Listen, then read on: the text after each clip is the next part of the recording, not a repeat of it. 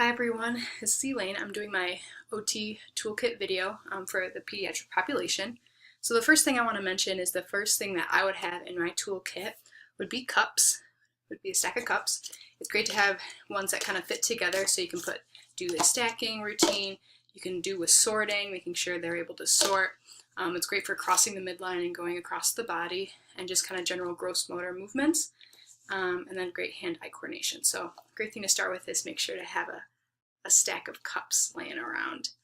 The second thing I would suggest having is beads and string. So I took a couple of pictures of different beads I would have. I would have circular beads.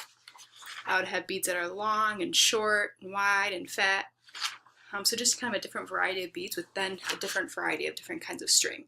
So this is kind of more like tubing string, small string, and then really fine string. So I think that'll help a lot with different kind of finger pinches, fine motor type movements, just kind of stringing the beads on a necklace or just picking up the beads individually. So like fine motor, then working with big beads, little beads, and then working with fat and small string, I think brings a different tactile difference. And you can kind of see what the kid's able to do and kind of grade it from there and change the activity as needed. Another thing I would have in my toolkit are bowls. I used a lot of bowls at my school placement, a lot of times for mixing different materials as needed, and then also just to kind of have it as a way so that kids could put their feet on it if they needed kind of a boost for feet to have better posture while handwriting at a kind of a short table. So just kind of lift those feet off the ground so they weren't just hanging. Another reason we sometimes did it too is to have them sit on it so that and increase them in a chair so they could sit better and sit more properly. We didn't have a lot of books laying around, so we actually had bowls and we had kids use and sit and use their feet with bowls instead. But again, it's another great mixing tool, great way to put stuff in if you wanted to store it somewhere and you didn't want things laying around. A lot of people have lack of space in their OT room, so bowls are great to have around. Another thing I would make sure to have is Play-Doh. Who doesn't love Play-Doh? Play-Doh can be used for different reasons. It's great for like imagination. It's great for fine motor. You can put beads, like I said. You can even put them in the Play-Doh so kids can play with it. It's a great kind of tactile type of activity that kids can play with, and then you can get things lost in it and help them find it. Or you can just have the Play-Doh itself, and then they can make animals or different shapes. They can roll it with their hands. They can make it balls, so they can do circular motions or long way motions, so it can increase hand strength, finger strength. Those are different ways you could use Play-Doh. Another thing I would have in my toolkit would be paper. Paper I think is really important, so kids can play with it, make pictures, draw things for their families. So it's great to have white paper, and it's great to have maybe even some lined paper. This is graph paper. But I think it's great to have different kinds of paper, colored paper, thicker paper, thin paper, so that kids can make different shapes and do different activities with paper. So then with paper, another thing then you have to have are markers, crayons, pens. It's great to have a different variety of colors so kids can start working on decision making, imagination, handwriting, so things that have kind of grips on them to things that are just normal, and then you can put stickers on them if needed to help with pencil grip. It's a great way to evaluate how their pencil grip is. Are they doing the typical pencil grip? Are they holding it like a nunchuck?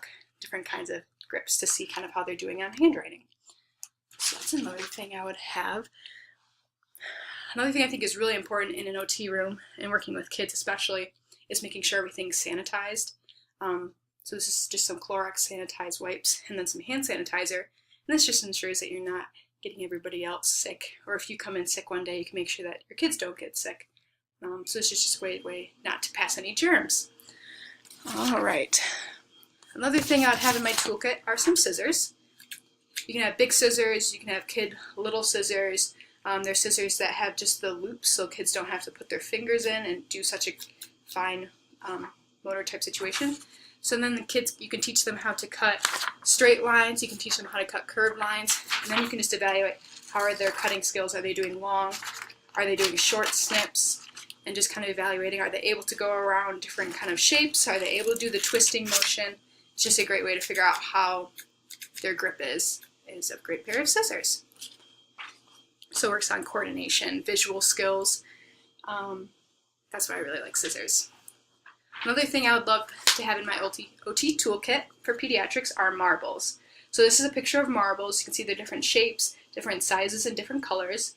But it's another great way to improve pencil grip. We sometimes have them put that between their 4th and 5th finger, so then they can localize those 3 fingers to have the proper pencil grip. So you can use that for proper pencil. You can do it for sorting, fine motor, and cross the midline. Cubes are another great thing you can have kids use. Same idea, crossing over midline and just fine motor, visual motor, stacking, sorting, bilateral coordination, seeing how tall you can get on the blocks. The last thing I have in my toolkit is a recipe book. This is a recipe book that one of my dad's friends made for me. She's an OT, and she just gave me a recipe book that has all different kinds of Play-Doh that you can make, edible things, and different kind of goops and glops that you can make out of simple recipes so that kids can paint or bring things home while making things at OT and following a recipe. If you have any questions, let me know. Have a great day. Bye.